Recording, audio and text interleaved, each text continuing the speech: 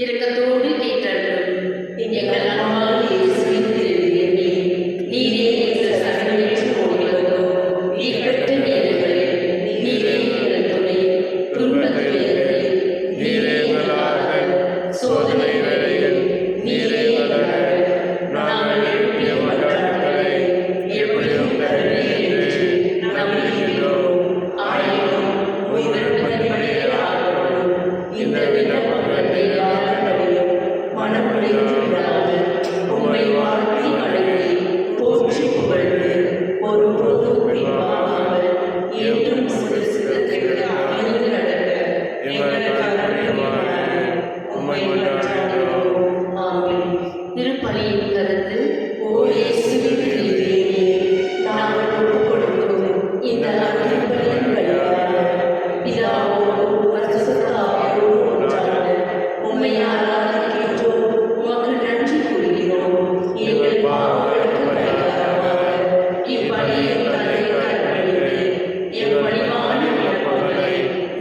பெற்று மகிழ அருள் புரியும்.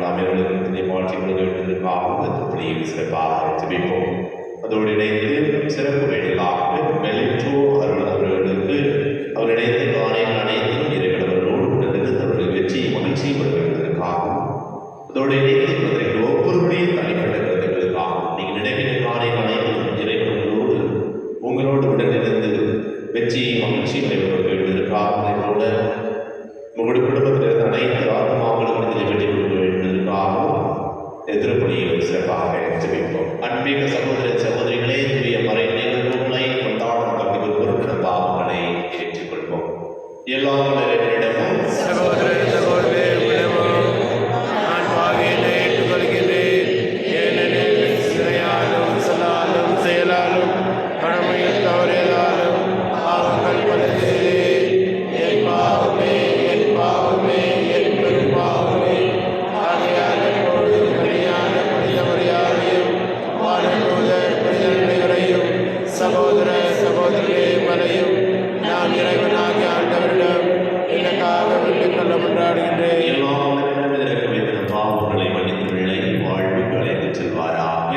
ஆமென்.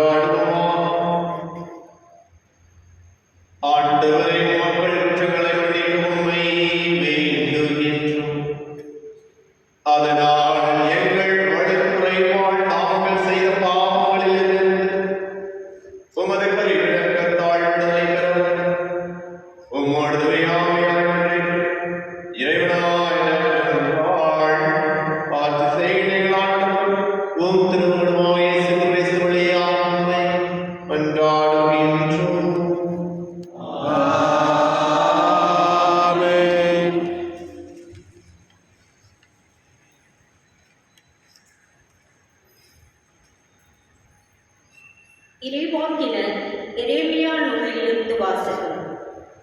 அந்நாள்களில் எரேமியா கூறியது, சுற்றிலும் ஒரே திகில் என்று பலரும் பேசிக்கொள்கின்றார்கள். பழி சுமத்துங்கள், வாருங்கள், அவன் மேல் பழி சுமத்துவோம் என்கிறார்கள். என் நண்பர்கள் கூட என் வீழ்ச்சிக்காக காத்திருக்கிறார்கள். ஒருவேளை அவன் மயங்கி விடுவான், நாம் அவன் மேல் வெற்றி கொண்டு அவனை பழி தீர்த்து கொள்ளலாம் என்கிறார்கள். ஆனால் ஆண்டவர் வலிமை வாய்ந்த வீரரைப் போல என்னோடு இருக்கின்றார். எனவே என்னை துன்புறுத்துவோர் இடறி விடுவர்.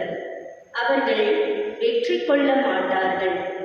அவர்கள் விவேகத்தோடு செயல்படவில்லை. அவர்களின் அவமானம் என்றும் நிலைத்திருக்கும். அது மறக்கப்படாது. படைகளின் ஆண்டவரே, நேர்மையாளரை சோதித்தவரும் உள்ளுணர்வுகளையும் இதய சிந்தனைகளையும் அறிபவரும் நீரே. நீர் என் எதிரிகளை பழிவாங்குவதை நான் காண வேண்டும். ஏனெனில் என் வழக்கை உம்மிடம் எடுத்துரைத்துள்ளேன். ஆண்டவருக்கு புகழ்பாடுங்கள், அவரை புகழ்ந்தீர்த்துங்கள். ஏனெனில் அவர் வறியோரின் உயிரை தீயோரின் பிடியினின்று விடுவித்தார். ஆண்டவர் வழங்கும் அருள்வாக்கு. பல்லவி. என் நெருக்கடி வேளையில் நான் ஆண்டவரிடம் மன்றாடினேன்.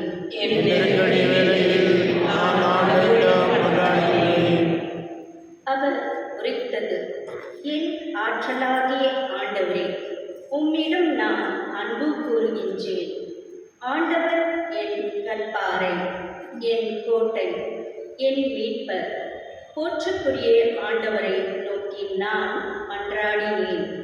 என் எதிரிகளிடமிருந்து நான் மீட்கப்பட்டேன்.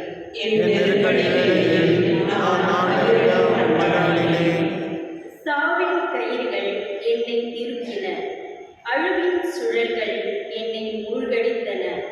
பாதாள கயிறுகள் என்னை சுற்றி இருக்கின, சாவின் கனிகள் என்னை சிக்க வைத்தன. என் நெருக்கடி வேளையில் நான் ஆண்டவரிடம் மன்றாடினேன்.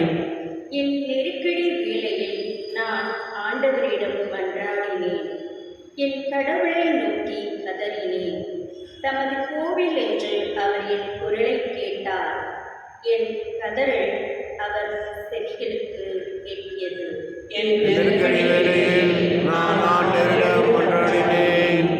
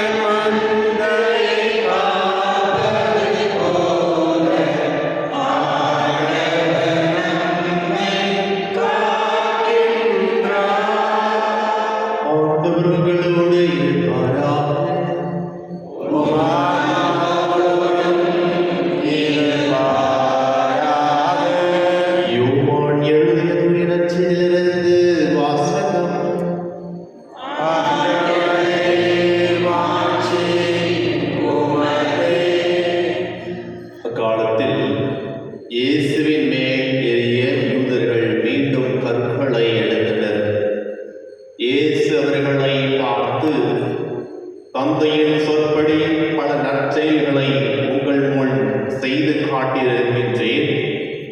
அவற்றுக்குள் எச்செயலுக்காக என்மேல் கல்லறிய பார்ப்பீர்கள் என்று கேட்டார். யூதர்கள் மறுமொழியாக, நற்செயல்களுக்காக அல்ல, இறைவனை பரிந்துரைப்பதற்காகவே உம்மேல் கல் எறிகிறோம். ஏனெனில் மனிதனாகிய நீ உன்னையே கடவுளாக்கிக் கொள்கிறாய் என்றார்கள். இயேசு அவர்களை பார்த்து, நீங்கள் தெய்வங்கள் என நான் கூறினேன் என்று உங்கள் மறைநூலில் எழுதியுள்ளது அல்லவா? கடவுளுடைய வார்த்தையை பெற்றுக்கொண்டவர்களே தெய்வங்கள் என்று சொல்லப்படுகிறார்கள். மறைநூல் வாக்கு என்றும் அழியாது. அப்படியானால் தந்தையால் அர்ப்பணிக்கப்பட்டு அவரால் உலகுக்கு அனுப்பப்பட்ட நான் என்னை இறைமகன் என்று சொல்லிக் கொண்டதற்காக இறைவனை பழித்துரைக்கின்றாய் என நீங்கள் எப்படி சொல்லலாம்? நான் என் தந்தைக்குரிய செயல்களை செய்யவில்லை என்றால் நீங்கள் என்னை நம்ப வேண்டாம். ஆனால் நான் அவற்றை செய்ததால் என்னை நம்பாவிடனும் என் செயல்களையாவது நம்புங்கள். அதன் மூலம் தந்தை என்னுள்ளும் நான் அவர்களும் இருப்பதை அறிந்துணர்வீர்கள் என்றார். இதை கேட்டு அவர்கள் அவரை மீண்டும் பிடிக்க முயன்றார்கள். ஆனால் அவர்கள் கையில் அகப்படாமல் அவர் அங்கிருந்து சென்றார். யோர்தானுக்கு அப்பால் யோவான் முதலில் திருமுழுக்கு எடுத்து வந்த இடத்திற்கு இயேசு மீண்டும் சென்று அங்கு தங்கினார். பலர் அவரிடம் வந்தனர். அவர்கள், யோவான் அரும் அடையாளங்கள் எதையும் செய்யவில்லை, ஆனால் அவர் இவரை பற்றி சொன்னதெல்லாம் உண்மையாயிற்று என பேசிக் கொண்டனர். அங்கே பலர் அவரிடம் நம்பிக்கை கொண்டனர். ஆண்டவரின் அருள்வாக்கு. கிறிஸ்துவே உமக்கு புகழ்.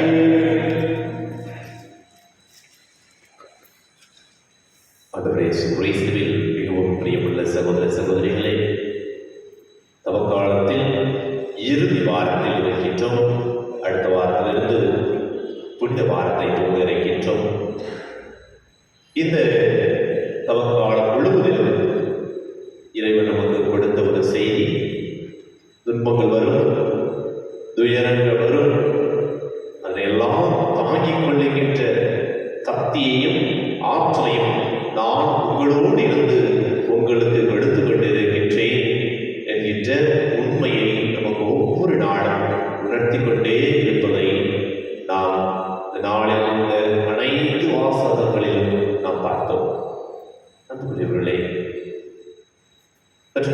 சிந்தித்து பார்த்தோம்.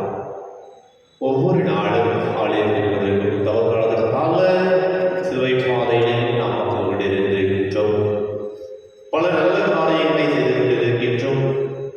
இன்னும் அதிகமாக நாம் அனைவருமே சில நபர்கள் எக்ஸ்ட்ரா டைம் எடுத்து கொஞ்சம் நேரம் ஒதுக்கி ஆண்டவருடைய பிரசனத்தில் நாம் இருக்கலாம், திருவிழா எடுத்து வாசித்திருக்கலாம். ஆனால் நம்முடைய நிலை எவ்வாறு இருக்கின்றது? நம்மளுடைய மனதில் இதனுடைய வார்த்தை வாழ்வாக காட்டிக் கொண்டிருக்கின்றோமா? அல்லது கடந்த மாதத்தை போல அல்லது கடந்த வருடத்தை போல இதுவும் ஒரு வருடம், இதுவும் ஒரு மாதம், இதுவும் கடந்து போகும் என்ற நிலையில் எந்த ஒரு மாற்றமும் இல்லாமல் நாம் இவ்வுலகில் வாழ்ந்து கொண்டிருக்கின்றோமா? சற்று நாமே சிந்தித்து பார்ப்போம். இன்று யூதர்கள் இயேசு கிறிஸ்து வாழ்ந்த இந்த பரிசேயர்களையும் சதுசேயர்களையும் பார்த்து, இயேசுவுக்கு துன்பம் கொண்டிருக்கின்ற மக்களை பார்த்து, ஆண்டவர் இயேசு கிறிஸ்து எனக்குள் என் தந்தை வாழ்ந்து கொண்டிருக்கின்றார், என்னை பார்ப்பவர்கள் என் தந்தையை பார்க்க முடியும் என்பதை சொல்லுகின்ற பொழுது அவர்களால் அதை ஏற்றுக்கொள்ள முடியவில்லை. எனவே அவர்கள் கல்லை எறிந்து அவரை விரட்டுவதை பார்க்கின்றோம். சில நேரம் நாமும் இதே நிலையில் இருக்கின்றோம். நல்ல காரியங்கள் அல்லது நம்முடைய எண்ணம் நல்ல காரியங்களை செய்ய வேண்டும் என்கிற எண்ணம் நம்முடைய உள்ளத்தில் வந்தாலும் நாம் அதனை அறிந்து கொள்ளாமல் அதனை இந்த உலக காரியங்களில் நான் இதை செஞ்சால் எனக்கு என்ன நடக்கும் போது, எனக்கு நான் எதுக்கு உங்களுக்கு மற்றவர்களுக்கு செய்ய வேண்டும், நான் ஏன் மற்றவர்களுக்கு உதவி செய்ய வேண்டும் என்று அந்த இரண்டாவது எண்ணம் நம்முடைய நல்ல காரியங்களை உள்ளே அவிழ்க்கி விடுகின்றது. சில நேரம் அவ்வாறு இருக்கின்ற பொழுது நாமும் இந்த யூதர்களைப் போல இயேசு கிறிஸ்துவை கல்லை எரிந்து கொண்டிருக்கின்றோம். நம்முடைய இருப்ப நல்ல செயல்களை செய்ய முடியாமல் நாம் உலக காரியங்களை முன்னிட்டு கல்லை எரிந்து அவரை ஒன்றுவிடுத்துக் கொண்டே தான் இருந்து கொண்டிருக்கின்றோம். அன்புக்குரியவர்களே, இன்று இந்த இறைவார்த்தை நமக்கு மீண்டும் ஒரு வாய்ப்பை வழங்குகின்றது. நீங்கள் எப்பொழுது பிறருக்கு நன்மையை செய்ய உங்களுடைய மனம் உவந்து செய்கின்றீர்களோ அப்போது இறைவன், நீங்கள் எதிர்பார்த்து கொண்டிருக்கின்ற இறைவன், நீங்கள் நம்புகின்ற இறைவன் உங்களுக்குள் இருந்து பிறருக்கு அந்த இறைவனை கொடுக்க செயலாற்றிக் கொண்டிருக்கின்றார் என்பதைத்தான் இன்றைய இறை வார்த்தை நமக்கு தெரிவிக்கின்றது. அதோடு மட்டுமல்லாமல் எவ்வாறு நம்மில் இருக்கின்ற குழப்பங்கள், சமாதானமின்மை, சோதனைகளை அனைத்தும் முறியடிக்க முடியும் என்பதையும் இன்றைய திருப்பாடலாசிரியர் 18ஆம் அதிகாரம் 6ஆம் வசனம் இவ்வாறு சொல்லப்படுகின்றது. என் நெருக்கடி வேளைகளில் நான் ஆண்டவரிடம் மன்றாடினேன். என் நெருக்கடி வேளைகளில் நான் ஆண்டவரை நோக்கி மன்றாடினேன். என் கடவுளை நோக்கி நான் கதறினேன். நமது கோவிலில் நின்று அவர் என் குரலை கேட்டார். என் கதறல் அவர் செவிகளுக்கு எட்டியது. அமர்வுக்குரியவர்களே, இந்த திருவிழை ஆண்டவரை நோக்கி வந்திருக்கின்றோம். பல்வேறு கலக்கத்தோடும், பல்வேறு குழப்பங்களோடும், பல்வேறு பிரச்சனைகளோடும், கண்ணீரோடும் நாங்கள் இருக்கலாம். நம்முடைய ஒவ்வொரு ஜெபத்தையும் யாரெல்லாம் நம்பிக்கையோடு ஜெபிக்கின்றோமோ அத்தனை ஜெபத்தையும் இறைவன் செவிசாய்த்து அதற்கு பதிலளித்துக் கொண்டிருக்கின்றார் என்கின்ற ஒரு விசுவாசத்தை கொண்டிருக்க அல்லது ஒரு உற்சாகத்தை இறைவன் நமக்கு கொடுத்துக் கொண்டிருக்கின்றார். நாம் அதை விசுவசிக்கின்றோமா? அது மட்டுமல்லாமல் அந்த இறைவனை உட்கொண்டவர்களாக அந்த இறைவனையே நாம் நம்முடைய செயல்களினால் பிறருக்கு எடுத்துக்காட்ட இறைவன் ஒவ்வொருவருமே அழைக்கின்றார். எனவே அந்த அழைப்பு பெற்ற மக்களாக நாம் இருந்து நம்முடைய சோதனை, துன்பங்கள், துயரங்கள், கண்ணீர்கள் அனைத்தையும் ஆண்டவரோடு இணைந்து அதனை எடுத்துச் செல்ல ஆற்றல் கொடுத்து கொண்டிருக்கின்ற இறைவனை முழுமையாக பற்றிக்கொண்டு தொடர்ந்து திருப்பலியில் சிறப்பாக ஜெபிப்போம். இதனுடைய ஆசீர்வாதம், என்னுடைய அருளும் நமக்கும் நம்முடைய குடும்பத்திற்கும் எப்போதும் இருப்பதாக.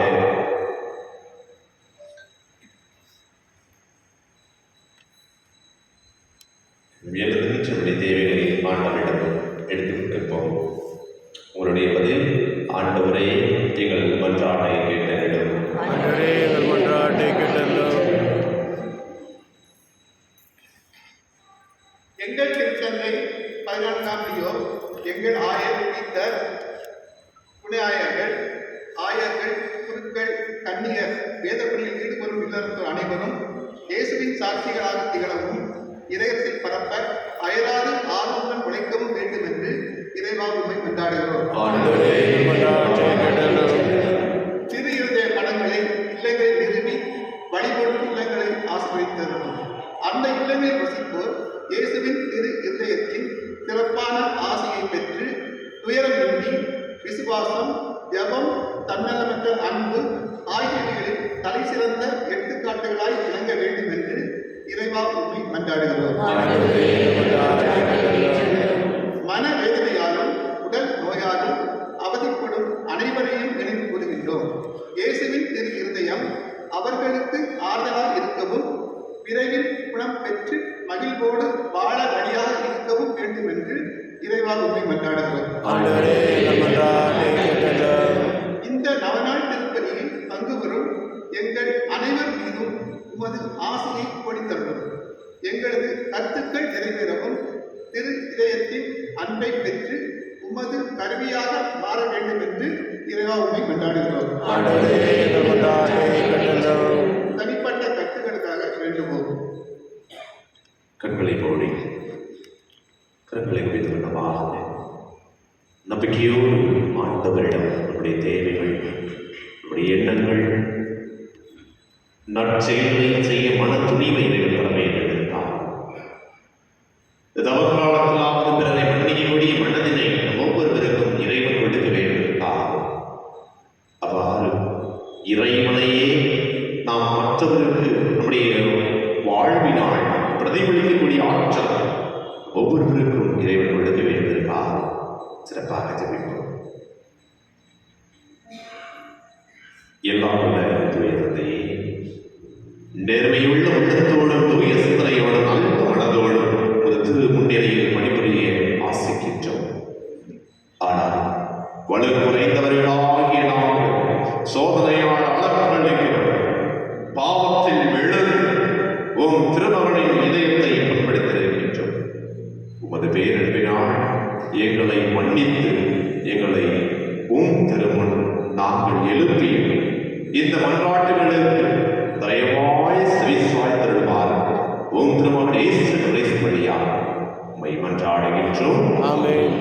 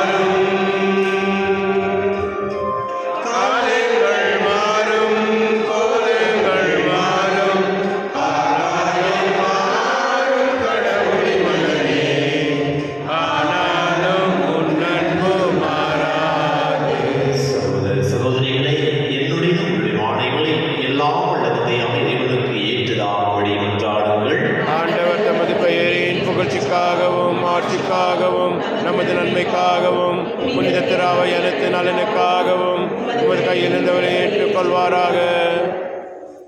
இரக்கமுள்ள இறைவா, எங்களுக்கு அருள் புரிய உம்மை வேண்டும் என்றும் அதனால் உமக்கு ஏற்றவாறு என்றும் பணிபீடங்களில் பணிபுரியும் தகுதி பெற்று அவற்றில் முடிவில்லாமல் பங்கேற்பதால் மிக்க பெருமா எங்கள் ஆண்டவராகிய கிறிஸ்து வழியாக உம்மை மன்றாடுகின்றோம்.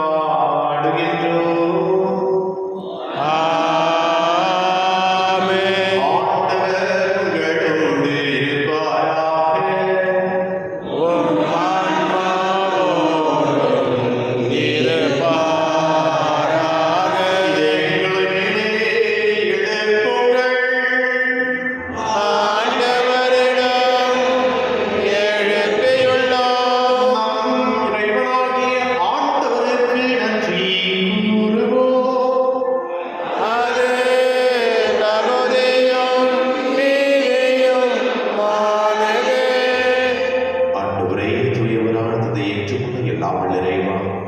ஏனால் வெவ்விடத்தில் நாங்கள் உமக்கு நன்றி செலுத்துவது மெய்யாகவே தகுதியும் நீதியுமாகும் என் கடமை மீட்புக்குரிய செயலுமாகும். ஏனெனில் திருமகளின் மீட்பொழிக்கும் பாடுகளினால் உலகம் அனைத்தும் நல் உணர்வை பெறுகின்றது. உமது மாண்பை அறிக்கையிடுகின்றது.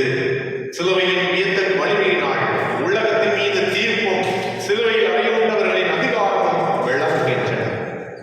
ஆகவே ஆண்டவரே, வாழ்வதற்கு அனைவரோடு நாங்கள் சேர்ந்து உமை அறிக்கையிட்டு அக்களிப்புடன் சொல்வதாவது: வான்படைகளின் கடவுளாம் ஆண்டவர், விண்ணகமும் மண்ணகமும் உமது மாட்சியால் நிறைந்துள்ளன. உன்னதங்களிலே ஓசானா. ஆண்டவர் பெயரால் வருகின்றவர் ஆசி பெற்றவர். உன்னதங்களிலே ஓசானா. ஆண்டவரே, நிலையாகவே தூய்மையடைந்த மூச்சு ஆவியுடைய ஆவியை பொழிந்து காணிக்கைகளை தூய்மைப்படுத்த வேண்டுகின்றோம்.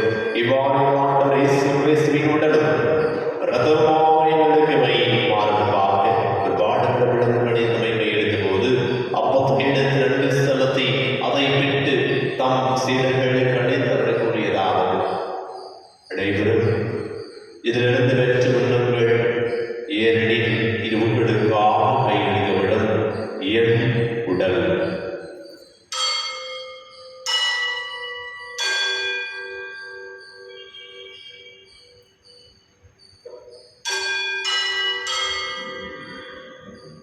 அவனிடமே ஒரு விருதையும் கிண்ணத்தையும் எடுத்து மீண்டும் நன்றி கூறி தாம் சீடர்களுக்கு அழைத்தவர் கூறியதாவது: அனைவரும் இதிலிருந்து வெற்றி பறக்குங்கள், ஏனெனில் இது புதிய நிலையான உடன்படிக்கையின் ரத்தத்தின் கிண்ணம். இது பாவ மன்னிப்பு என்று உங்களுக்காகவும் பலருக்காகவும் சிந்தப்படும். இதை நினைவாக செய்யுங்கள்.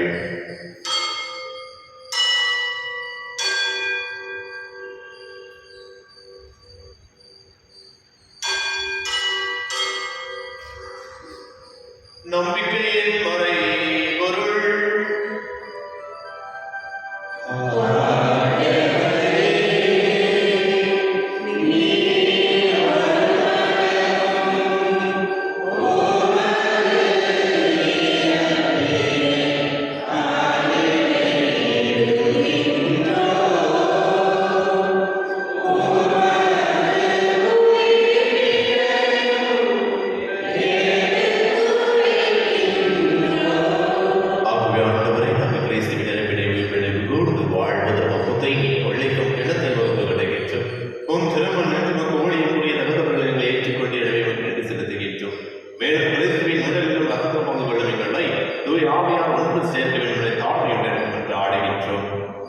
ஆண்டவரே, உலகத்தில் கொடுத்தல் எங்கள் திருத்தலையோ எங்கள் ஆவை வீச்சு எங்கள் துணையாறு சுசினாறு சுதேஷ் எல்லா திருவையும் நிறைவேற செய்திடும். மேலும் உயர்த்தல் கொள்ளும் எங்கள் சகோதர சகோதரிகளை இறந்தோர் அனைவரையும் மற்றும் முகவலிகள் ஏற்றிடும். ஆண்டவரே, எங்கள் அனைவர் மீது விளக்கமாயும் கடவுளின் கட்டுத்தாழ்ந்த முறையா அவருடைய கட்டுத்தாழ்ந்த யோசிக்கும் திருத்துதர்கள் இவ்வுலகில் உகந்தவராக நடைபெற்று நாம் நிலையும் ஆண்டு பங்குகள் முந்தி பெற்று திருமகன் இயேசு கிறிஸ்து வழியாக புகழ்ந்தேத்து மரபுள்ள உம்மை மன்றாடுகின்றோம்.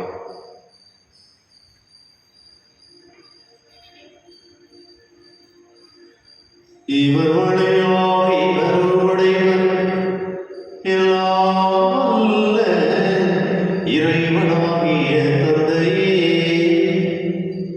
தூயாவியானவரே, எல்லா புகழும் ஆட்சியும் என்றென்றும் உமக்கு உரியதே.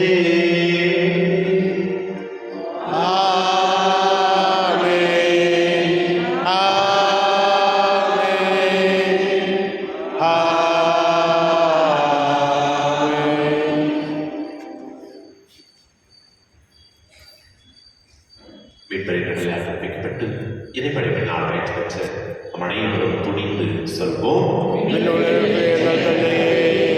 உமது பெயர் தூயதென போற்ற வருக, உமது ஆட்சி வருக, உமது திருவிழம் விண்ணுலகில் நிறைவேறுவது போல மண்ணுலகிலும் நிறைவேறுக. எங்களுக்கு எதிராக குற்றம் செய்வோம், நாங்கள்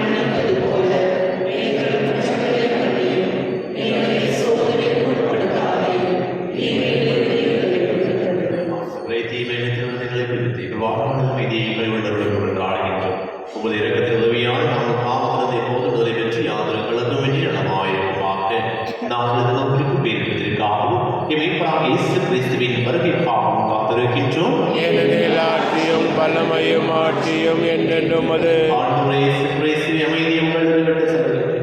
என் அமைதியை உங்களுக்கு அழைக்கிறேன். திருத்துதலுக்கு முடிந்தீரே. எங்கள் பாவங்களை பாராமல் திருவை நம்பிக்கைகளை நோக்கி வந்து உள்ளதுக்கு ஏற்பதற்கு அமைதியையும் ஒற்றுமையையும் அளித்திருக்கிறார். என்றென்று வாழ்ந்து ஆட்சி செய்கின்றவர் நீரே. ஆமென். ஆண்டவருடைய அமைதி உங்களோடு என்றும் இருப்பதாக. ஆன்மாவோடும் இருப்பதாக. ஒருவர் அமைதியை விட்டுக் கொள்வோம்.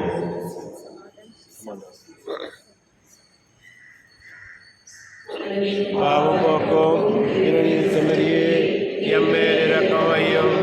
உலகின் பாவம் போக்கும் இருளின் செம்மறியே எம்மேல் இரக்கம் வையும். உலகின் பாவம் போக்கும் இருளின் செம்மறியே எமக்கு அமைதி அருளும்.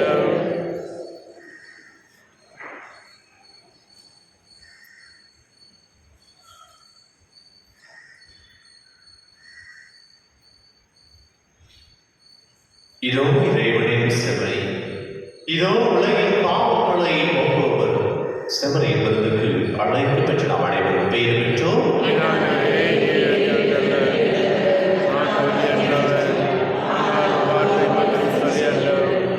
ஆன்மா நலமுடையும்.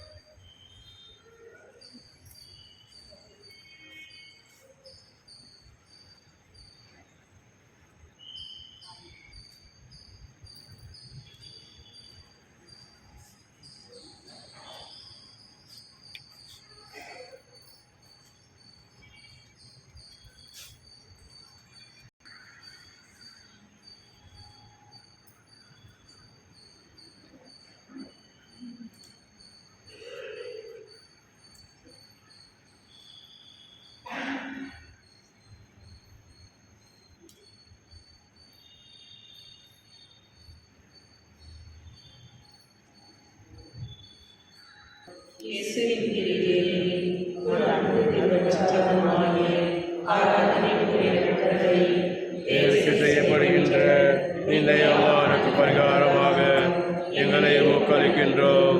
இன்று முதல் என்னை நிறைவு செயல்களையிலும் நாங்கள் படும் துன்பங்களையும் பரிகாரமாக ஏற்றுக்கொண்டு நாங்கள் தூயோடு வாழ துணை செய்துள்ளோம். எல்லாவற்றுக்கும் மேலாக உம்மை அன்பு செய்து உமக்காகவே வாழ்ந்து என்றும் ஆதரவாயிருக்க தயவு புரியும். ஆமென்.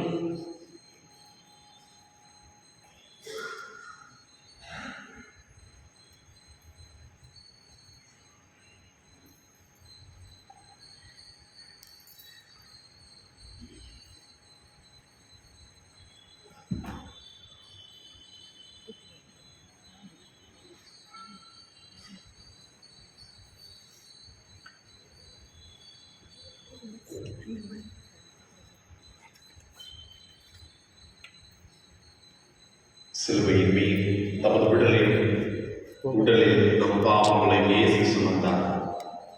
அதனால் நம் பாவங்களுக்காக இறந்த நீதிக்காக வாழ்வோமாக. அவர் தமது காயத்தால் நாம் குணமடைந்துள்ளோம். நன்றி கூறி கொண்டாடுவோமாக. ஆண்டவரை நாங்கள் பெற்றுக் கொண்ட வழியின் நிலையான பாதுகாப்பு எங்களை என்றும் கைவிடாதிருப்பதாக. எங்களிடமிருந்த தீமை அனைத்தையும் அது என்றும் அகற்றுவதாக. எங்கள் ஆண்டவராகிய கிறிஸ்து வழியாக உம்மை மன்றாடுகின்றோம். ஆமென். அன்று ஒரு சில அறிவிப்போம். வருகின்ற ஞாயிற்றுக்கிழமை நம்முடைய ஆலயத்தை சுத்தம் செய்கின்றார்கள். மரியம் சேனையோடு இந்த ஆலய சுத்தம் செய்வதற்கு யாராவது விருப்பம் இருந்தால் கண்டிப்பாக அவர்களும் வந்து கலந்து கொண்டு ஆலயத்தை சுத்தம் செய்ய உங்களை கேட்டுக்கொள்கின்றோம். இது சரியாக 12 மணி அளவில் ஆலய சுத்தம் செய்யும் பணியானது தொடங்கும். எனவே யாராவது விருப்பம் இருந்தால் தயவு செய்து முன்வந்து ஆலயத்தை சுத்தப்படி பண்ணும்படி உங்களை கேட்டுக்கொள்கின்றோம். இது வருகின்ற ஞாயிற்றுக்கிழமைகளில் ஆண்டவர் உங்களோடு இருப்பாராக. உம் ஆன்மாவோடும் இருப்பாராக. எல்லாம் வல்ல தந்தை, மகன், தூய ஆவியார் உங்களை உங்கள் குடும்பத்தை உங்கள் பிள்ளைகளை ஆசீர்வதிப்பாராக. ஆமென். இறைவனின் பண்புகளை கொண்டவர்களாக அதனை தம்முடைய வாழ்வினால் பிறருக்கு எடுத்துக்காட்ட சென்று